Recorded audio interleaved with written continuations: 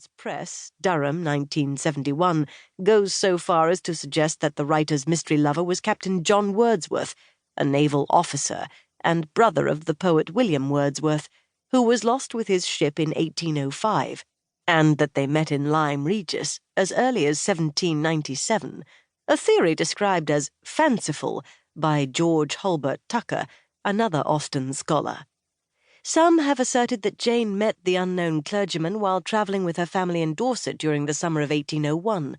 Others place the encounter closer to 1804.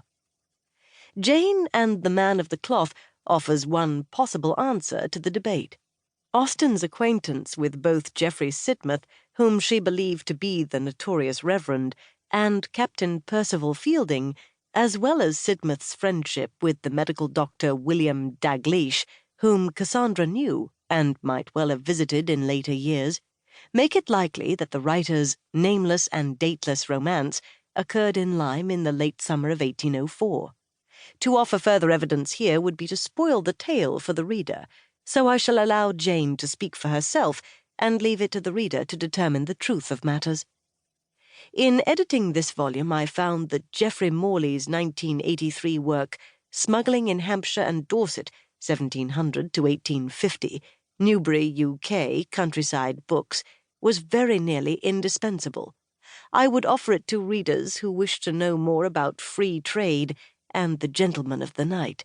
Novelist John Fowles, who has lived and worked in Lyme for many years, is the author of A Short History of Lyme Regis, Little Brown and Company, 1982, a concise but thorough summary of the town and its past.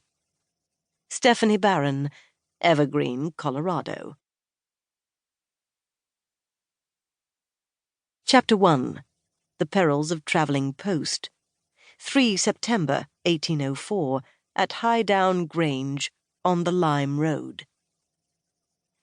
It is a truth universally acknowledged that the expectation of pleasure is generally preferred to its eventual attainment, the attainment being marred at its close by the resumption of quotidian routine made onerous by the very diversions so lately enjoyed.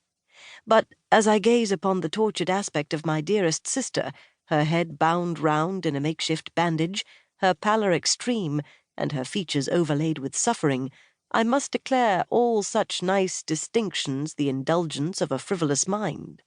For how much more melancholy still to find pleasure usurped entirely by the advent of disaster, to have no chance of mourning the end of good times by observing them waylaid and truly routed before they had even begun.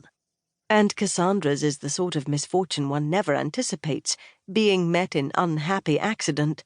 The chance of a moment decided it, and the course of our long-awaited pleasure trip to Lyme is thrown utterly to the winds. But I write entirely of outcomes, and am quite heedless of causes, a testament to the discomposure of my mind. I shall step back, the better to govern the tumult of my reason, and endure again the horror of those moments that left my dear one insensible in a stranger's bed. Bath being unbearably hot this August, and my father's health indifferent, we determined to exchange our rooms in town for more salubrious ones along the coast. We had little inclination to try the bustle and vulgarity of Ramsgate, though my brother Edward would take a large establishment there.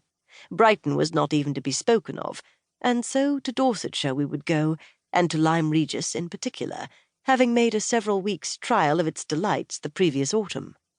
No coaching inn should be good enough accommodation on the present occasion, however. None of your 3 Cups or Golden Lions would do for us. No, the Austens of Bath should travel in style and take furnished lodgings.